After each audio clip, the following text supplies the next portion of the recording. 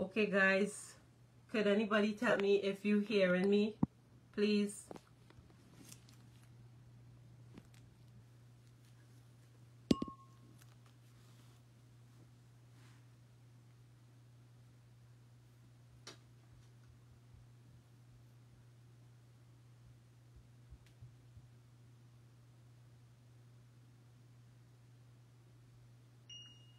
Could anybody tell me if they're hearing me?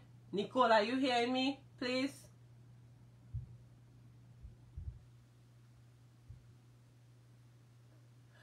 Nicole, are you hearing me?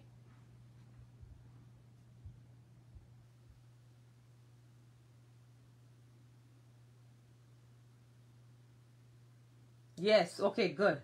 For some reason I was on just now, but nobody was hearing sound. Okay, so I will use this iPad. Alright, so I'll just wait a little moment. Again, I'll just start over. Okay. Once again, Father God, I just want to thank you for guiding us and protecting us, dear Lord, and giving us all the strength, courage, knowledge, and understanding. You know, with life, anything that's happened. Phyllis, you need to unmute. Right now you're showing us muted. Okay, so I'm on now. Okay, they'll hear me now. All right. So thank you, Lord Jesus, for blessing us in no other name but in Jesus' name. Amen. Okay, so our word of this week is officious. Typically describe a person who tends to offer unwanted advice in a way that annoys the advice of recipient. I want to say happy 90th birthday to Mr. Modest. May you live to see many, many more. Anybody out there celebrating a birthday, happy, happy birthday. And if you celebrated a birthday weekend gone, happy, happy birthday to you, right? So I was given the health topic just now on the use of calabash and all the different nutrients. And they say it's really great if you use the leaves for blood pressure and different things like that. So without further ado, I'm going to bring on Andy, and he is going to start part 2 of our discussion. All right, so give me a moment to get Andy on here.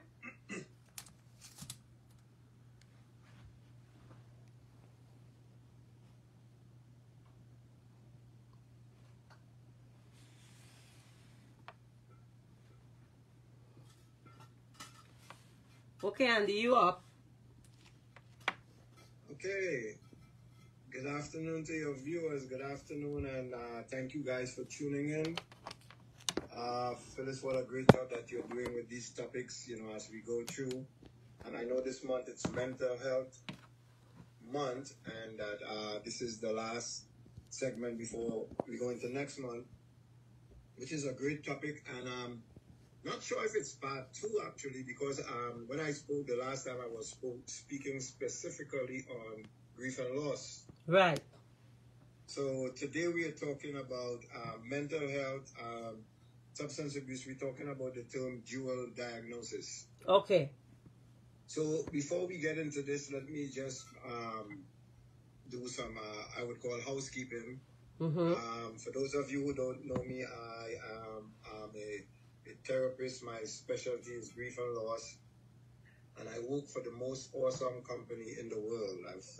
I work for Recovery First, which falls under the umbrella of American Addiction Centers. We are located in Hollywood, Florida, and we are a dual diagnosis treatment center. So that this topic is near and dear to me with what we do daily. I work with a very proficient staff. My leadership team, Denise O'Connell, she's the CEO, and she very versed and she's very good at what she does. I also work alongside my director, Dr. Jesus Perez, and we all come together. We believe we are the best treatment center, I would say, in Florida. Based on, we deal with the issues, and we do not see the clients as numbers, we see them as people. You know, there are a lot of unethical treatment centers, especially in South Florida, and So we are very connected with our clients. Also, we have a show called Addiction Talk, which is will be this Wednesday with Joy Cooper. She's the director of corporate communications, and she does some wonderful interviews with celebrities who have gone through the disease of addiction, even dual diagnosis, and they have in the recovery stage. As a matter of fact, this Wednesday on the 24th, there's a movie which I would urge your viewership to look at, where they get a good idea of dual diagnosis, called A Beautiful Boy, and she's interviewing the person who is acting in that capacity. And last but not least, if anyone needs treatment, there's a number that they can call, and it's Chris Lynch, and his number is 954-895-5428. I will repeat it one more time. Chris Lynch, 954-895-5428. So now let's get into the meat and the nitty-gritty of this topic of mental health, substance abuse, and diagnosis. I know we have covered quite a lot for this month on this topic, but I just want to do a brief overview so that your viewership will have an idea of this topic and where we're going with it. Is that okay with you? Yes. Yes. Okay, so we are celebrating Mental Health Month. So what is this mental health stuff that we are talking about? Well, let me try to break it down simply. Mental health is I would call it a state of mind. So like when you're mentally healthy, your feelings, your actions, and your relationships, they're in a good place. You're able to love, learn, work, and enjoy your downtime. But sometimes this is not easy. So you can have good mental health and still have stress and sadness from time to time. Right. But when you're mentally healthy, you're able to cope with the ups and downs of life, and adapting to change comes easier too. So because we're talking about dual diagnosis, let me give a little breakdown on what is substance abuse. Is that okay with you? Yes. So substance abuse use disorder is the medical term used to describe a pattern of using a substance that causes significant problems or distress, consequences, being arrested, homeless, and all of those things, family relationship. Some like missing school or work, using the substance in dangerous situations. What else? Driving a car while under the influence, and then you get substance-related legal problems, affairs with friendship. It covers a whole gamut, family relationships. Right. And it is recognized as a medical brain disorder, actually. Really? And it refers, it's a medical. If you're taking notes, there's a video called The Neurobiology of Addiction. Uh-huh. By Dr. Montez. It's on YouTube. It's a 5-part series which explain how the brain works when it comes to substance abuse. Right. All right. So it's a medical brain disorder and refers to like illegal substances, but in the case of alcohol, the most common legal drug, that also has a part to do with the disorder. Right. This book is our Bible. It's called the DSM-5. Every so often they update it with new diagnoses, and this is what we use to give a diagnosis. Right. Any questions so far? Not yet. Everybody seems to be listening. Everybody, thank you guys for locking on. If you have any questions for Andy, please put it in the comment, and we are here to address it. Go ahead, Andy. Okay, so what are the most common types of mental illness? Well, we have, so I did a lot of research to put this together. So while it is common for someone with any mental health disorder to have a coexisting substance abuse problem, there are a few that tend to occur more frequently. So we call it dual diagnosis, right? Some of the mental issues would be depression, which is the common symptoms includes feelings of hopelessness, loss of interest in things once enjoyed, changes in sleep patterns and eating habits, a lack of energy, feelings of anger, guilt, and difficulty concentrating. Right. And then we have anxiety. Common symptoms are excessive worry, irritability, restlessness, nervousness, an increased heart rate, and difficulty sleeping and focusing. We have bipolar disorder. I'm just giving you a few of the most common ones. Okay. So bipolar disorder includes alternating manic and depressive moods, impulsivity, aggression, hyperactivity, racing thoughts, and impaired judgment. Then we have schizophrenia. That's a big one. Yes. This is a disorder in which there are episodes of hallucinations, which you also get but when you're using drugs, delusions, disorganized speech, disorganized or catatonic behavior, and lack of emotions. So there's a chemical imbalance in the brain. This is what is happening. So the brain determines the way you feel and the way you react to situations and how the overall body processes and or functions. If your brain fails to release the chemicals it needs to perform at its best, there will be consequences. Mm-hmm. Here's a good example. So like serotonin is believed to regulate your mood. Right. Varied social behaviors and your appetite and digestion. So what happens when your body becomes deficient in the production of serotonin? Your moods may come irregular and your brain processes may be thrown off, leaving you with the symptoms of a mental health issue. Right. So medications may be used to regulate these chemicals, but those who don't seek medical attention may find themselves, this is where it goes, attempting to self-medicate with the use of a substance. Okay. So can you pause there? I have a question for you. My question, why is it so hard to treat autism? When you say hard, I don't think it's hard. So there's a lot of research going on, and every day there's something evolving. So it's not hard. They're getting better from where it was in the 50s to where it is now. I think they have made a significant improvement. The diagnosis has a lot to do with the diagnosis and when it is caught.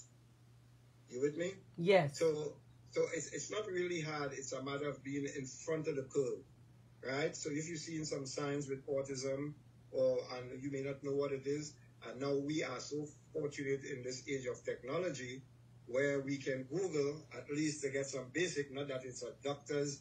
When you Google, you're not sure what you're getting, but at least you get a synopsis of what's happening. Right. So we are fortunate in this time and era to have the great internet and Mr. Google and Siri to get, at least give a clue if you get suspicious of certain behaviors, and then you can say, well, you know what? I need my child or whoever it is to get a checkup.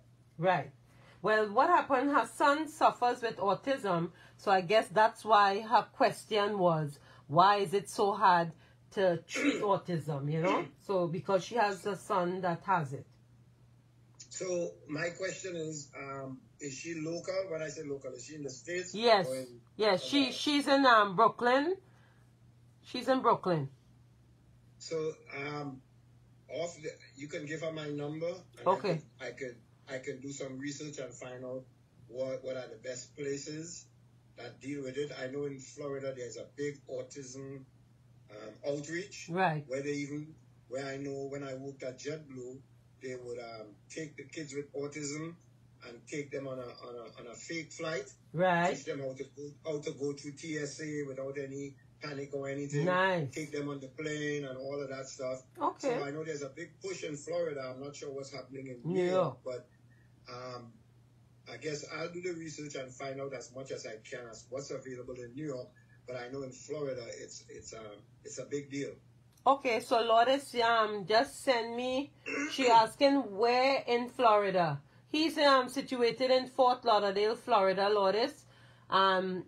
Hit me up after, inbox me a number, and I'll give you Andy's number, and y'all could talk more about it. He'll give you some good tips. Of course, you know I live in. I am proud to be a resident of Broward County, so I'm in Broward County. Right. I'm in Broward County, which is Fort Lauderdale is a part of it also. Right. So Broward. Yes. Okay, she said awesome. All right, so she will hit me up, give me her phone number, and we'll get the information. She'll hit you up, and y'all could talk up more about it. Okay, so continue. So let's see. So one of the questions asked was, as I was doing the research, is which one comes first? Yes. Let me see if I can pull it up. Which one comes first? And which comes first, substance abuse or the mental health illness? So yeah, it's the classic chicken and the egg question, and it's very complicated. So many times, it may be most common scenario with co-occurring disorders. Sometimes with a mental illness, it will self-medicate with drugs or alcohol as a way to deal with depression, trauma, or anxiety disorder.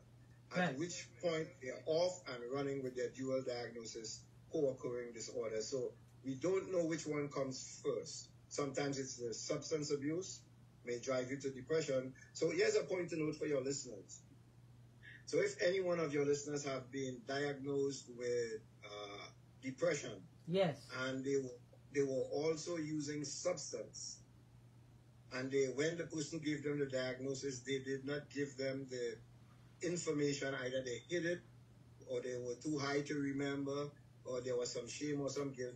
They did not tell the person who is doing the diagnosis, hey, I also struggle with substance abuse. Right. So what happens then? So now they're treating the mental illness, the depression, but the depression is driven by the addiction. Right. So I often tell people to go back, if that's your scenario, go back to the person who prescribed and say, hey, by the way, I did not tell you I also struggle with substance abuse. Most likely the doctor would take that paper, crumple it, and throw it and say, let's start over. Right. Because oftentimes we're treating the wrong thing. So that's very, very important. I think so. But I think too, sometimes when people suffer with substance abuse, it's hard. Sometimes they don't want to admit that they have a problem. You know that, right? Correct. Well, there's a stigma attached to it. There's some shame and some guilt, because substance abuse actually is people are self-medicating their issues. Yes. That's what it is. What we call in our practice, we call it unresolved issues. Right. So they have all these issues: childhood trauma, right, dysfunctional family, you name it, PTSD. Okay. Yes. And based on what has happened, they would you hearing me? Yeah, I'm hearing you. Go ahead. Okay. They would so they would self-medicate. They don't want to share because of shame and guilt. Right. And then that becomes the major catalyst for what's going on. Right.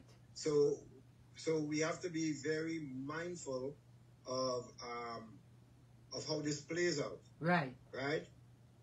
So let me give you some statistics. Okay. I think this will help the discussion. So we talked about this. Okay. Approximately 8.9 million Americans have both mental health problems and addiction issues. 8.9 million. Of those struggling with dual diagnosis, 55.8% receive no treatment for either condition, and only 7.4% receive treatment for both. See the disparity in the numbers? Yes. So in 2012, 26.7% of people with mental health issues abuse drugs. Among the rest of the population, only 13.2% abuse drugs.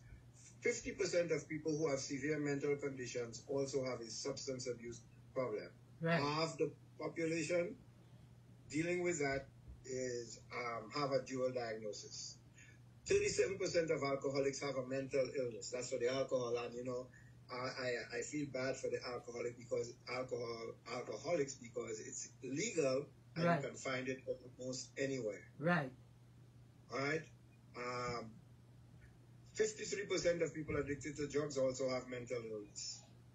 47% of individuals with schizophrenia also has a substance abuse disorder. Yes.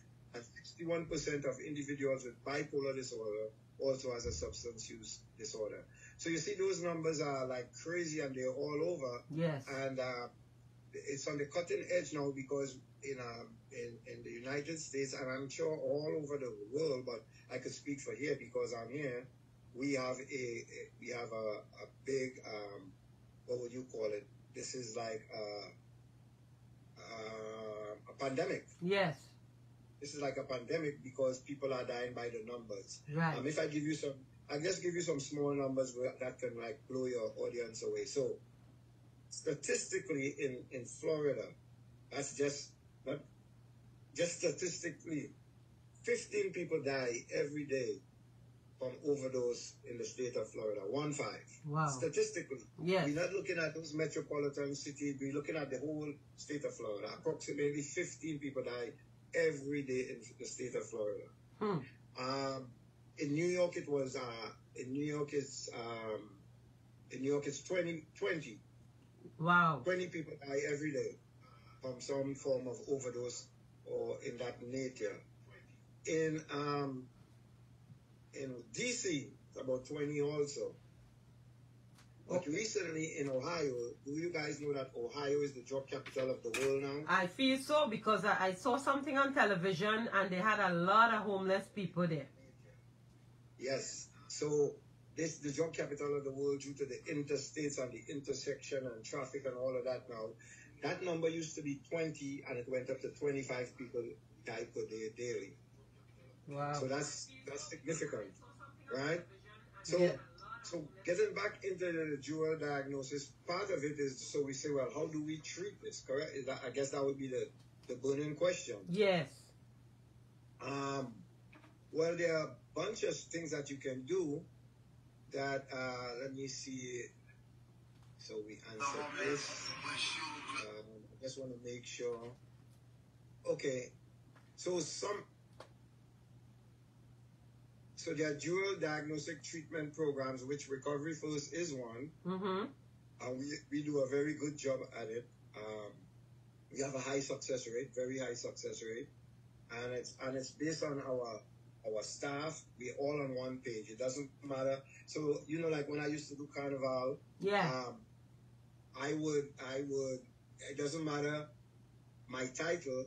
If a hose bursts and it's going to mess up my patrons, I would jump on the floor, get dirty to make sure my patrons are taken care of. Right. That's the same mentality I approach this behavior. We meet the clients where they're at. Right. And then we're able to take off from there, because sometimes, the greatest skills that is meeting the clients where they're at, listening, and share your story when the opportunity arises. So also, it's genetics also play a part in mental health disorders. Right. Often with addictive behavior. So individuals who are born into a family in which one or both parents or grandparents have a problem. Yes. With substance abuse, they pass it on. They are at a greater risk of developing the same behavior because they mimic the behavior. Right. So you find there's a predominance of dual diagnosis in the hood, in those communities, because they mimic the behaviors they see, and then all of a sudden they get into drugs, and then they get the mental health issues based on the challenges in the community. So in Broward County, we're trying to get ahead of the curve also. So let me ask you a question. So for someone who is struggling right now with a drug problem, and sometimes like family members, and they're drinking, let's say a whole case of beer in a day, they think that they don't have a problem, and correct, the caring of the siblings trying to tell them, well, hey, alcohol has sugar, you could get diabetes from this, and different things. How do you approach them, or what should we say to them? Because sometimes I think, well, in my family, I'm talking from experience, most of them are alcoholics, but they don't want to admit it. And it's so like if they don't get a drink, they don't feel good. So you're talking about they are dependent now on alcohol to feel good. Yes, yes, but they don't want to seek help because I think the taboo, and I think you know, with them not realizing that they have a problem. That's the problem. So that's what we call denial, and again, meeting the person who is struggling where they at. It all depends on the approach, on what you are telling them, and you can, you know. So here's some basic questions we ask, like I would ask for the people who are in that stage. Do you drink more than you normally intend to drink? Mm-hmm. Yes. Are your drinking causing consequences? Right. Yes. Right? Yes. So, do you lie about your drinking? Yes. Yes, most of them. Normal people don't do that. Right. Right? Right. So there's a way to segue, again, I'm meeting them where they're at. Listen, I think you really need some help, man. Mom, dad, what's wrong? No. Yeah, Dad, yeah, that's it. You know, you sprawl out in the front yard, you're embarrassing the family. Yes. The bills not being paid on time. Yes. You know. And some people have a gambling problem too. That's addiction also. They rather lose all the money in the casino and not pay the bills and then be living on the street and end up homeless. Right, but until there's a term we call rock bottom. Right? Yes. Rock bottom is when there's nothing else you could do. You reach your limit. So people rock bottom varies. So for example, you may find that somebody's homeless, and that may not be their rock bottom. I've had clients who rock bottom was they overdosed, they died, they were on life support for 7 days. Right. And that's not rock bottom for them, because as soon as they leave the hospital, or they would leave the hospital AMA to go to get high again with the same drug that just almost killed them. Yes. So it's a very, and again. So Andy, what you think about this legalization of weed? Even the young children who in high school, when I go into walk in the park, they're smoking weed. Everybody's smoking weed except me. So you are abnormal as far as the society is concerned. Yeah, yeah. So here's the deal. So I am not against medical marijuana. Right. I could personally tell you, my mom, who struggled, God bless her soul, with some form of asthma. Yes. I would boil the tea, boil it and make her drink it, and that would help with her asthma. Joanne saying she too, yeah. It helps with people struggling with menstruation. Yes. People who struggling with eye diseases. It works, but now it's being abused, because I've had clients who struggling with whatever they're struggling, and they would tell me, as a matter of fact, I have a great story about that. They would tell me that they're leaving treatment to go get their medical marijuana card. Really? And I'm like, that doesn't compute. So I had a client, she came in, the reason she came to treatment, which we found out later, alcohol is a struggle. The reason she came to treatment is because she could not get a diagnosis out there in order for her to get her medical marijuana card. So she came to treatment. Alcohol is her thing, but the reason she came is to get a diagnosis. So I warned her before she left. I said, hey, that's a bad call, because the marijuana will lead you back to the alcohol. Mr. Andy, you don't know what you're saying, man. Right. You guys don't. I'm saying, listen, I can tell you what's going to happen. And 4 months later, she was back. Right. And she bent her head down, and she was like, I'm sorry I didn't take your advice. You know, so it's the medical marijuana is being abused. I know it's good for those who need it, but some people are actually leaving treatment to go get a medical marijuana card. So that's where we are in society, you know, and you know that's where we are. There's not much we can do. Right. So it's a matter of education, and we have to start this process we have to catch the kids from since when they are young. Right. because most of the times we wait till the adult, the house out of the barn, and it's too late to catch up to help. Right. So let me pull up something here I have for you here. With regards to the age groups, where is it here? So this is a very important topic for us to look at, examine, see what we can do, because it's not getting better, it's getting worse, and people are dying. I've lost within this month. I've lost I've lost 4 clients. 4 clients who I just recently due to what? worked with. Due to what?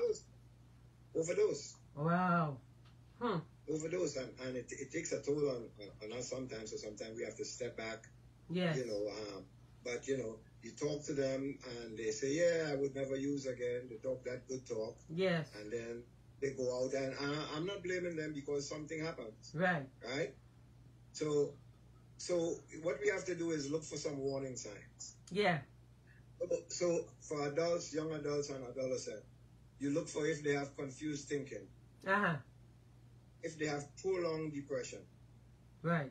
If there are extremes of high and lows, excessive fears, worries and anxieties, social withdrawal, dramatic changes in eating or sleeping habits, and strong feelings of anger, strange thoughts, seeing or hearing things that aren't there, hallucinations. Yes. I was a Saturday morning. There's a client who came to check in on meth, and he was like 4 days with no sleep. Yeah. And I'm standing up next to him, and he's saying, "Stop texting me, stop texting me, stop texting me."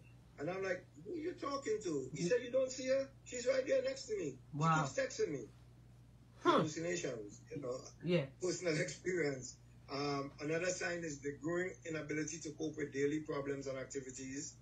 Here's a big one: suicidal thoughts. Yes.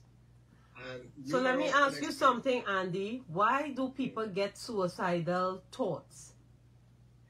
Why? Well, I don't think they have no control, because sometimes they get to the point that they think that it's better with the pain that they're experiencing. Right. They prefer to not wake up. Right. Or to end the pain. So there's nothing concrete, but people commit suicide for a bunch of reasons. Right. But normally it's when the pain of whatever they're going through. True. Yes. They reach the point that they cannot take it anymore, and there's some shame, some guilt, some pride, which wouldn't make them seek help, because oftentimes seeking help, the help is there, and nobody's going to judge you. Right. I was just doing a class just before this program, and one of my guys was saying, that shame, that stigma. Yes. That's, so it has a lot to do with pride. Yes. If we would lower the ego a little bit and say, you know what, I need help. I need help. The help is there. Yes. I think there is a lot of, I think there's a lot of help. People in general, I think they have the stigma that, they doesn't want to come out and ask for help. But if you don't ask for help, we wouldn't know if you need help, So for me, for example, you'll see me happy-go-lucky every day. I never have a bad day, right? So the person now who might be having a bad day may say she's always happy. But they wouldn't know if I'm happy or sad, because I look at every day as a bright day. Right? Okay. So I wouldn't know if you're having a bad day unless you may show signs of attitude, or you're very quiet, if you're a talkative person, even in the workplace, because we work with people 8 hours a day. And sometimes we don't know what troubles they coming home from and then coming to the job. You understand what I'm saying? So sometimes that's why I say this program is about each one teach one, so that we could relate, help somebody in need. And we need to reach out, especially now more than ever. I think that the mental illness, it hits very close to home. It's sometimes you see people, and just like I was watching something the other day with this lady in the subway, she stripped naked with her 2 children in the subway, and she was going ballistic, and people were just watching her, and she was very young. So I could imagine, I don't know if she had food to eat. I don't know what her mental status was that make her get to that degree. You know what I mean? Right. So to get in front of this curve is we have to start asking questions. So, you know, people, you see people, how are you doing today? I'm good. That's the normal answer, correct? Yes. No. So what I do with especially with my clients, how are you doing today? Good. No. Come, no. Right. How are you doing? Because you look good on the outside, but on the inside you're burning up, because addiction and mental health disease, they are hidden. Yes. Yeah, they are hidden. So they are hidden. Normally say, I would say, how are you doing? What's going on? Well, you know, I just got a call or da. Okay, let's process, share, cry if you need to. Right. You know, nobody's judging you. Right. And, you know, but we have to be very observant, especially in this day and age, because I think last week in Trinidad, 2 weeks ago, a police sergeant, his son took his revolver and killed himself. Yes, I saw that. Right? And I'm like, wow, 11 years old. You know, so like what could be going on in this child's life? And did the father observe the behavior? Because sometimes some parents or people in authority do not want to exert tough love. Right. But tough love is what is needed for us to kind of start recuperating and catching them when they are most vulnerable, because they hide it well. Right. You know, so for example, like social media. How many kids are exposed to social media who shouldn't have a phone? Exactly. They're having a phone now, and there's no limits or no regulation with the parents. They let them take it in the room. They watch what they want. They get exposed because they are predators. They're growing up before the time. Right? And so we're dealing with listen, technology is good. I love it, like what we're doing here now. But boy, it has its downsides. Right. And it's been exploited because we have people who are actually using this to help themselves. Yes. You know, and then living in an age where, you know, of course I have to say it, I know crimes, where God is out the window. Right. God is out the window. What is wrong, we are calling right. We are like, yeah, it's right. And what is right, we are calling it wrong. Right. So we flip the script, and I believe now that we are paying the penalty for it, but there are people like yourself and others who are very vigilant and keep pushing the envelope to make sure that these topics are discussed, because I think I said this some time ago on your show. Where did people learn about sex? Not at home. Right. On the street. The topic of death and dying, is that a topic that's talked around the tables? No. No. So all of these things kind of like drive the mental illness and the substance abuse, you know. So let's look like in older children and pre-adolescents, it's like, so substance abuse, the inability to cope with problems and daily activities. That's a big one. Right. Changes in sleeping or eating habits. Excessive complaints of physical ailments. Changes in to manage responsibility at home and at school. It's a whole dynamic now. I remember back in the day when I relocated to the U.S., a lot of kids were brought up on Oprah Winfrey philosophy. Right. Oprah Winfrey was the babysitter, and what was that show they used to have, like a hip-hop show in the afternoons? BET something? Yeah. Yeah. So this is what the kids grew up on, and they don't know better, because what was happening? Parents were having 2 and 3 jobs to hold it down. So the TV became the babysitter, and even now in today's present society, those video games is what babysit the kids. Exactly. So boy, we in a fight for our lives here, because these are the people who's going to be making decisions for us somewhere down the road. I know. So when I'm in, if God forbid, and I'm in the 90s, I have people who are dysfunctional making decisions for me. Look at the government, So we have to get in front of the curve and deal with these mental health issues tied in with substance abuse, what we call diagnosis. And last but not least, in younger children, you see stuff like changes in their school performance. What's going on? Yeah. You just start finding out. Poor grades despite efforts and tutoring. Right. Changes in sleeping or eating habits. Excessive worry and anxiety. Hyperactivity. Nightmares. aggression, disobedience, temper tantrums. You know, all of this is what plays into this whole gamut of dual diagnosis. But there is hope. So I'm going to give some skills. Let's see if I can find that one. I did some extensive research for this today, Phyllis. Yes. So, see, I can find it. We did that. We did this. Okay, will be the next slide. Bear with me. I'm almost there. That's okay. You take your time. I think you're doing a fantastic job, you know, spreading the word and trying to get mental health awareness out there so people could speak about it and not be ashamed of it. Right. Okay. I can't find that slide. Last attempt. I will have to go verbatim with it. That's all right. By the meantime, you're looking at that too. I was questions? Well, everybody listening right now, but I was looking at the news too. We had this guy who used to dance in the subway, and apparently he went on the train, and this next guy put him in a headlock, and he ended up passing away. You know, a young guy. I saw that. And, you know, apparently he was suffering with some type of mental illness also.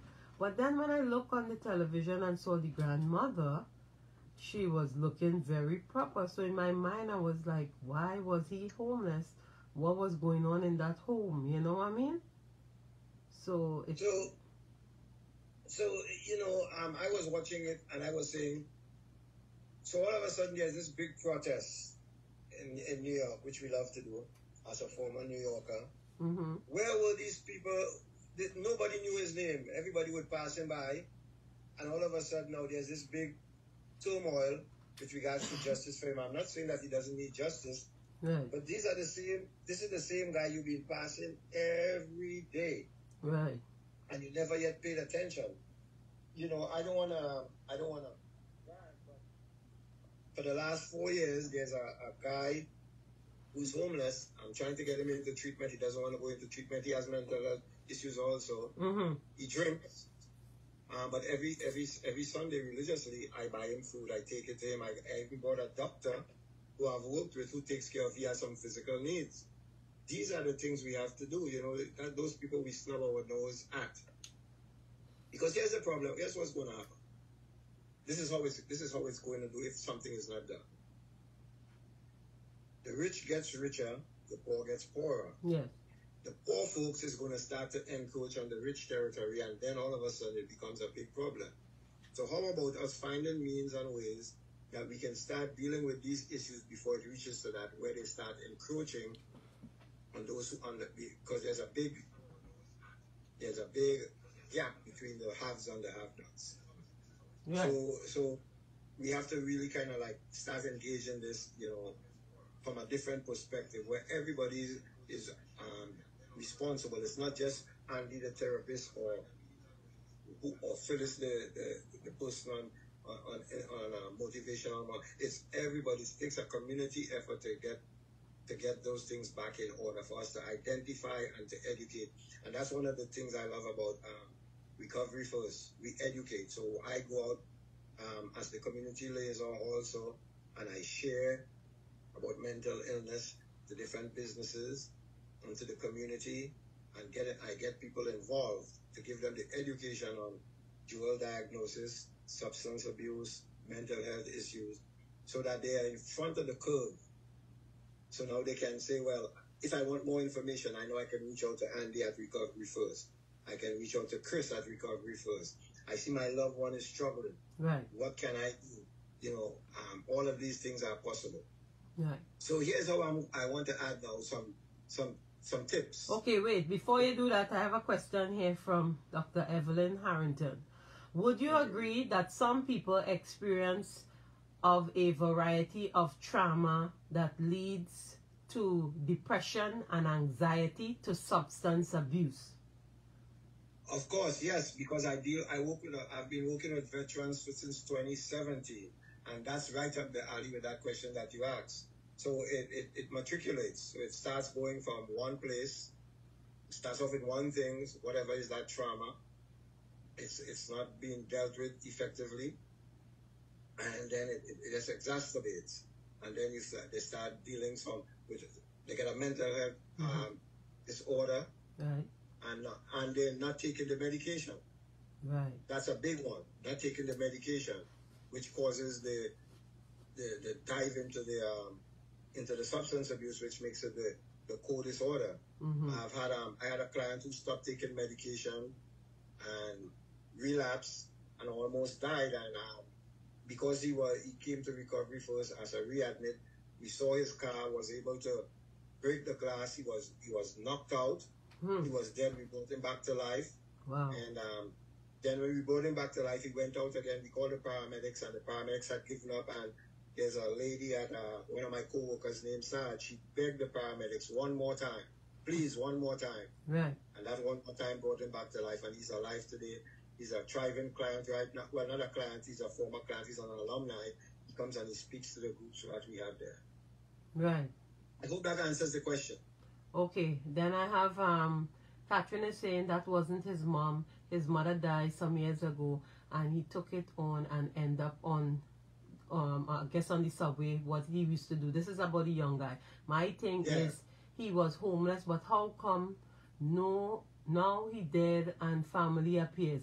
Exactly. All about the wonderful death money, you know. And you know, sometimes you have family members who you find go out there, they don't lend a hand, they don't stretch their hand to bring them back, or probably sometimes, I don't know if they don't need help, but they give up on them. Let me say that. Some of them give up on them. But it's unfortunate, and I mean, sorry for his life that he lost it. And, you know, I think it's very sad.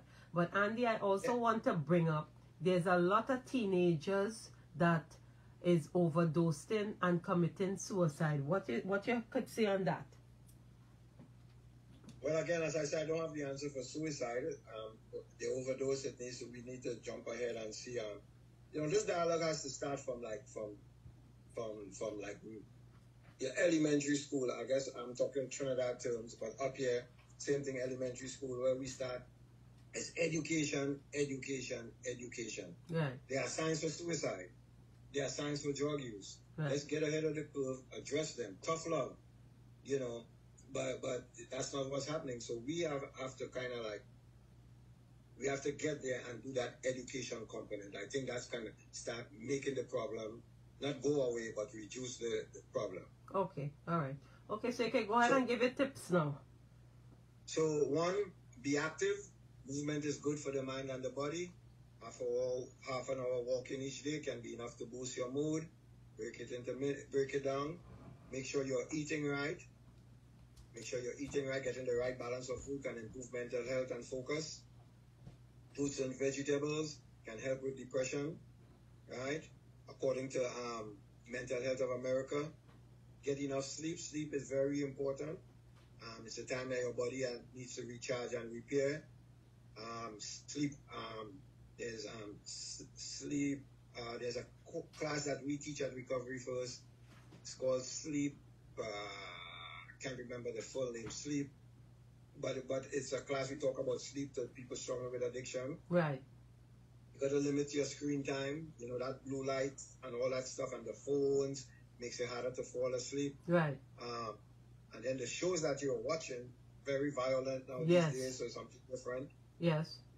You got to practice mindfulness, which is being in the here and the now and not thinking about the future. Right. You got to focus on relationships. So all of these are some little tools that you can use. There's treatment centers. There's recovery. There's support groups.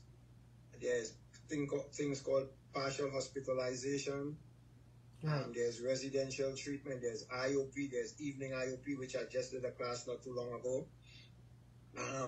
And then you reach out and you ask for help. That's how we're going to make the dent. But you have to be more observant. We have to start to educate. Okay. And it starts with shows like yours and doing much more. Okay, so I have next question for you. With 3 things going on, trauma, depression than substance abuse. What would you address first? What would you determine the need for medication? So we call this the presenting problem. Whatever is the presented. So if it's all three, you know, like which is the bigger problem? Right. So which is the bigger? You tackle it based on the severity. Right. But so what she's saying is trauma, depression, and substance abuse. What would you address first? Because it all depends on it all depends on the severity. So if the trauma is so most likely the trauma would be influenced. What happened with the trauma is it will can create either or dual diagnosis. It can automatically create mental health illness without asking for help, not taking medication, which would result to substance abuse. So I would address the trauma, but I will address all three at the same time. But the principal one would be, I'll start with the trauma. How is the trauma affecting this person? Yes. Because trauma could lead to everything else afterwards. Correct. So I look at what's the trauma about. Then we talk about how are you dealing with the trauma, coping skills. Well, I'm not dealing with it. I'm not taking medication. Okay. Well, let's start dealing with the trauma. Right. And just like I said, it might bring in some depression. Right. And then you start treating the depression, but you also have to treat the substance abuse because sometimes the substance abuse can be the issue with the depression. So we have to sit down and do we would do an assessment. Right. So this is where the professionals comes in. We do an assessment based on the DSM and different criteria, ASAM and all these different things. We do that, and once we get we have a working document, we have some facts, then we start treatment. Yeah, because Anthony saying the model should be from bottom up and not coming down. We need to get to the root of the cause. And then Catherine is saying mental health is real. You know, depression is something else. Anyone can slip into depression. And, you know, she's saying that you have to put God first. That's a girl after my own heart. I don't know who you are, but I love you. Yeah. That's the key right there. Yeah, and Sherry saying mental health is my thing. Yes, because I think, you know, sometimes with the trauma lead to all those steps after. Because trauma could be from when you're young, coming straight up that leads to it. But depression is a big one that I think everybody is depressed for some reason or the other. Well, and I'm saying ask for the help. Ask for the help. The help is there. And for those of you who are observing on the sidelines, you can reach out to, again, you know, I'm a push recovery first. You know, if you're in the United States, or even if you are not in the United States, I would still encourage you to reach out to Chris because we're gonna do a thorough assessment, and we have a high success record. So I would say reach out to Chris. Again, his number is 954-895-5428, and let's see how we can drive the process. Sometimes it needs just medication. Right. Sometimes it needs, you know, a different type of level of treatment, levels of care, you know, and then you have to continue because it doesn't go away immediately. So there's some work to be done, you know, like fresh step programs, Celebrate Recovery, Smart Recovery. All of these are different groups that they can get together with to help it. But it has to be everybody, as you say, each one teach one. Yes. Nicole is saying very informative. Yes, I you know, I think that, you know, with closing off the month with mental health awareness, I think we give them a lot of information from part 1 to part 2 here today, you know, and I hope that again we could help someone out there, you know, with their situation. And again, you can reach out to me to get to Andy. I have his number. He's just a phone call away. He can lead you into the direction that you need to go. Again, I know with therapy there is a stigma, but we can't afford to have, you know, stigmas anymore. We have to come out and just ask questions and just get the help that we need. I have a question for you. Question: how do you ask for help if you slip in so fast where you don't know how to ask. Let me repeat that. How do you ask for help if you slip in so fast where you don't know how to ask? That's a good question. So you know you're not feeling normal. That's the first thing. This is not you.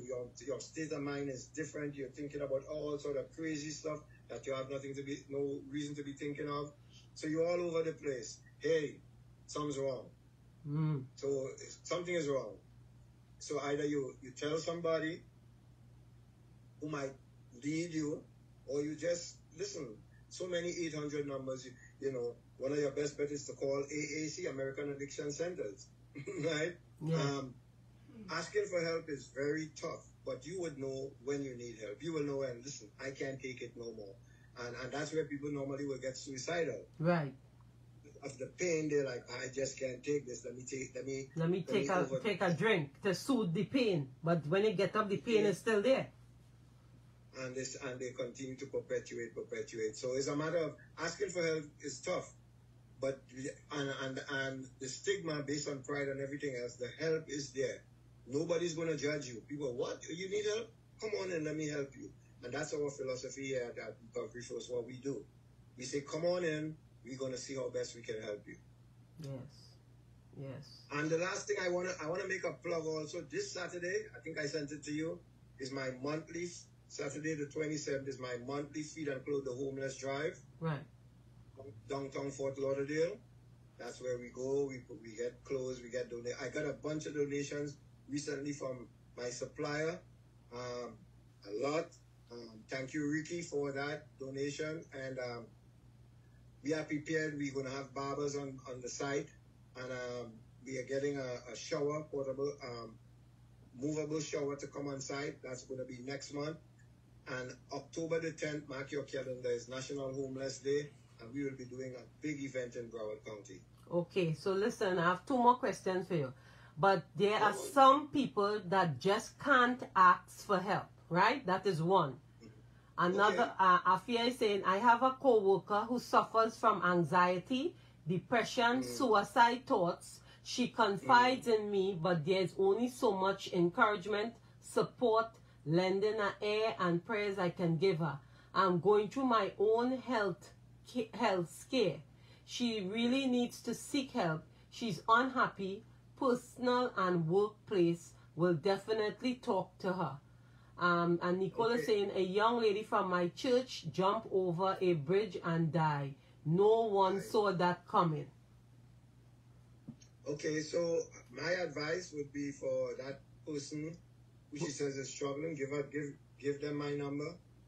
Let's have a discussion. I don't know if they're going to be open to it. Again, I meet them where they're at. Right. You know, like, why is he, you know, like, why are you scared to ask for help? You know, there's a therapeutic mode that we have, that we developed, that I have personally developed, where even though when you're finished with me, you're gonna be glad that we had a discussion. So it's more, so asking for help might be like a stigma. That might be the right word. Is there's somebody who can help you. Right. Offer. That's a good. Yes, that's a good one. Asking for help sounds like type of taboo. Right. You know, it's like you're weak, you're no good. Right. How about, hey, I know somebody who could help you. Who could help you with that struggle, with that depression. I know somebody who could help you. Yes. Give them a call. Yes. Do you want me to hook you up with them? Right. You know, that type of stuff. Right. Let's engage them. It's not what you do, but how you say it. Correct. Right. And in this field where we're dealing with the mind and the soul and the spirit and all of that stuff, sometimes it's challenging. And I understand what that person who might say, I don't know how to ask for help. Well, you're not asking for help. Somebody wants to talk to you. Just have because sometimes that's all it takes is a discussion. Yeah, because she's saying, how can you approach a person that you see looks as if they need help?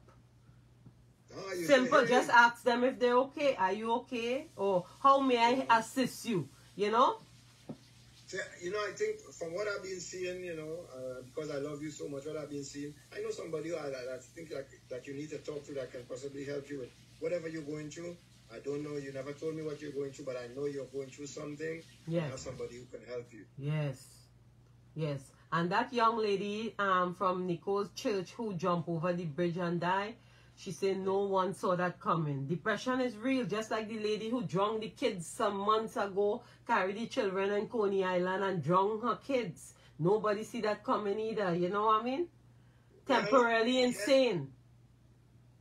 Well, you know, that's a question out for the debate whether people saw it. But some people might see it and just take it casual, you know, or might have seen signs and they didn't want to be the person reporting it, right, or be the person. So there's a lot of things that goes with it. So I would always say, if you see something, say something. Yes. Say something. Tell somebody. Tell a professional. Listen, and some of this stuff is like, most of the stuff I do is pro bono. It's free. Right. You know, but I'm willing to help. If I could save a life, I'm willing to do that. Right. And Nicole saying sometimes people are in denial. Correct. We spoke about that earlier. But, you know, there's a little litmus test that we do to get them out of denial. When, you know, you look at, I call it, when I work with my clients, I say, look at your rap sheet. Look at the rap sheet. You know, yes, you're telling me you don't have a problem? Right. Look, 5 DUIs. I mean, right. So the first one was a bad day. Let's say the second one is a bad day. Yes. The third one, you should be saying, hey, what's going on? Right. You know, so it's a lot of how you carry the message. And you know, that's why we paid professionals like us. This is what we do. Mm-hmm. You know, and this is what we are held to. This is the standard that we are held to. Right. You know, it's about helping people, giving them another day extra. You know, exactly, based on God's willing. Yes. So we got a lot of questions tonight.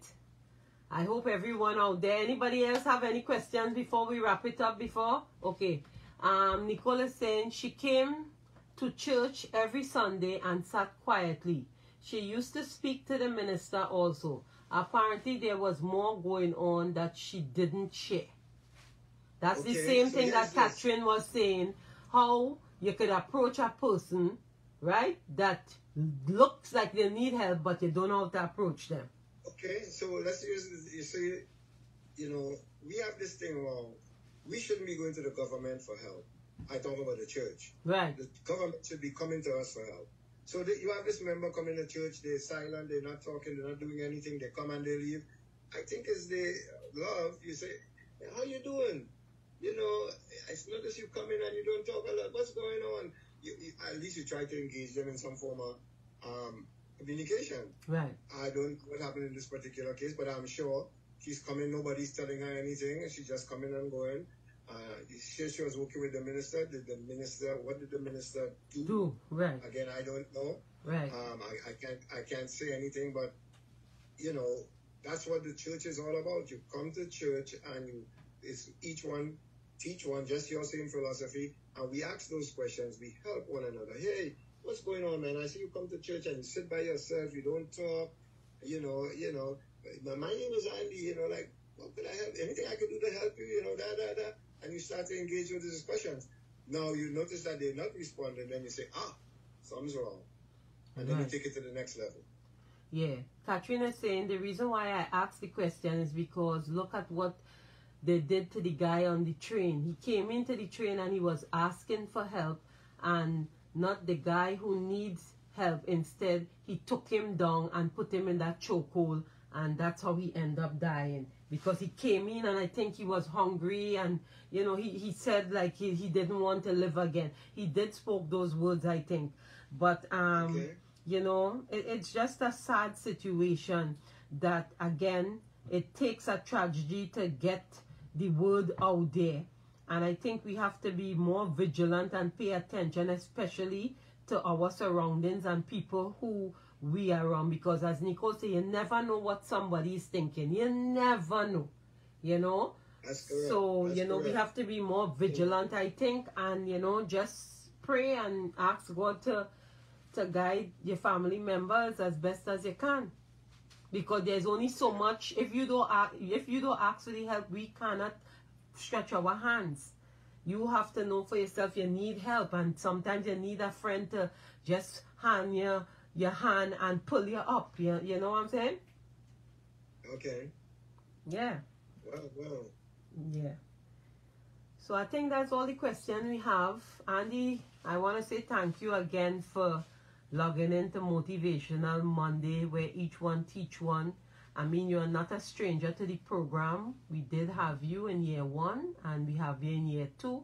And don't be a stranger. You know, you're welcome to come back anytime because you're knowledgeable about a lot of stuff. And, you know, we here, you know. Catherine is saying his mom did put him in a bad depression state of mind. So sad. Yes, very sad. And a lot of people... Is he seeking, somebody just said that? Is he seeking any treatment? No, that was the guy who died on the train. Oh. Yeah, he took on his mother passing. And I know of people who just, it's unbearable for some people that death is a must, but some people still, you know, takes it, you know, they take it to heart, and sometimes they go through a rough period, you know, but they just have to look up to God and ask for guidance, you know. And that's where I pride myself on, pride a little bit, because I also am a certified grief and loss counselor. Right. So I hit on all levels. I hit on all levels. I have the opportunity. God has given me this ministry that I hit on all levels, and I understand. I listen, and then I come up with solutions. It's all about, I practice something called solution-focused therapy. Right. Good. So in closing, Andy, what would you like to say? Well, first I'd like to thank God for giving us some clarity, opening our eyes, touching our conscience. Let us be the awareness of His presence in our lives on a daily basis. He said He'll never leave us nor forsake us. Amen. And no matter what you're going through, He's right there. What I have learned over the years is that nothing happens without His permission. Right. Everything is happening for my good, no matter what it is. It may seem bad, but at the end of the day, and that's what makes Him God. Yes. Because He knows the beginning, the end, and the beginning, the end, the middle, and the end. So I just want to thank God for this opportunity. I want to thank you for the work that you're doing. And I would urge, so I get a lot of questions from you when I do, but I don't get any calls. Right. No, I have a number. Somebody just messaged me with the number. I'm going to shoot you the number. As we finish here, I'm going to give you a number, and she will talk to you about the autism. And anybody out there that needs Andy's number, Andy's on Facebook. He's my friend. You can shoot him an inbox message. Don't be shy. Shoot me. Sharing is my middle name. I love to share. I love to help out. So just don't be a stranger. You need help, and you know somebody out there, Afia, I will give you Andy's number for your co-worker, and they can call and speak to him, you know. So I think it was a good session tonight. Thank you so much. You know, you're the professional. And what I want, remember when we did the grief and loss, there was a lady in Trinidad who said she needed help to Yes, Jovan, I reached out to her too. She's online too tonight. And she never called you yet. I was looking for the call, and I'm like so excited. Yeah, we're going to start a group in Trinidad and nothing. No, she's going to do it though. But I spoke to her too. But I'll give her follow-up, and I'll give you her number too, so you can call her. Probably she's a bit shy. Hey, I love shy people. Alright. So thank you so much, guys. I'll be seeing you guys next week, Monday. I don't know who Phyllis has on, but I make sure I attend as much as I can. Yeah. Because whether it's me presenting or somebody else, it's very educational, and I like the philosophy. Each one teach one. Thank you very much, Andy, and have a blessed night. You too. And I'll send you the information, okay? Okay, bye. All right, bye-bye. Okay, guys. So there you have it. You had Andy on, giving us a lot of tips. I hope that our message tonight helped someone. Thank you all for logging in. I will be on location. I'll be in Orlando, Florida next Monday, God's willing. Don't know who I'll get yet, but you know I'll be on. And I have a swag ticket to give away tonight. I'm just gonna ask. This is for my annual barbecue this is swag. My annual I have 2 events. Swag, which is June the 17th. It's an all-inclusive event. And tonight I want to ask you a question. This ticket is from Drew. Drew, my friend Katrina, she has a breakfast party named Drew, and she purchased a ticket and she told me to give someone it. All right, so I'm going to ask you 3 questions. Now remember, you have to be in New York, right? So everybody log on to Motivational Monday every Monday, right? So tell me 3 things I normally do on Motivational Monday. Now the time is 9:20. The first person to type it gonna get this ticket to attend my swag party next month, June the 17th. It's Father's Day Saturday. So once again, name 3 things I do every night on Motivational Monday. Go. Now you have to be in the Brooklyn area. If you win and you have someone that you want to give it to, I'm okay with that. If nobody wins tonight, next week will be a chance. So it's 9:20 now. I'm going to wait till 9:21. Name 3 things I do every Monday on Motivational Monday. And I know plenty of you lock on every Monday, so you should know. All right. Pray, give the word of the day, and a health tip. Yes, we have a winner. So Nicole Lewis Worrell, she win this ticket. This is in courtesy of Jew Breakfast Party, Katrina. And I have your ticket for you. I'll bring it next week. I'll drop it down for you. All right. So yes, I pray first every Motivational Monday. I give the word of the day, and I always do a health tip before we start our program. So once again, tune in next week again for another. I'm going to do a winner per week. So next week we're going to have another question. Remember, if you watch Motivational every Monday, the topic will be for Motivational Monday. You pray before you start, you have a speaker and a health tip. Catherine, yeah, Nicole done win it already. She said pray first, give a word second, and a health tip third. That's what I do every Motivational Monday. So I can give you a tip for next week, what I'm going to ask you. Now, Nicole, if you win once, you can't win again. So you're going to give somebody else a chance. It's going to be on what do I do? Sometimes I have guests on. Or name 5 guests that I had on Motivational Monday. That will be for next week. So if you have been watching, you got to name the names for me. 5 names of my guests. Okay? So have a blessed, wonderful, and safe week, guys. Love in the house always. Remember, this program is each one, teach one. Nicola's family, yeah, but, you know, I say you have to type it, Catherine. You have to be fast. So next week you have a chance. We have about, what, 3 more Mondays before the event, or 4. You're going to win a ticket, Catherine. So listen up. I've given you all your homework. Name 4 persons I had on Motivational Monday. If Nicole doesn't want the ticket and she wants to pay it forward, we can do that. It's all about the giving. All right? Love in the house. Blessings. And you all have a blessed and safe week. Okay? Remember, if you want to hear about a topic, let me know. I'll bring, you know, my guests on. All right? Afia, good night. Hope you're feeling better. And Colleen, I hope your mom is feeling better. Dane, I hope your mom is feeling better. Anybody that is sick right now, healing, blessing. And happy belated birthday to my cousin Pearl. I hope you had a wonderful day yesterday. And love, love, love. Bye, guys. Guys, share the page and go log on to YouTube and subscribe, please. All right? Thank you.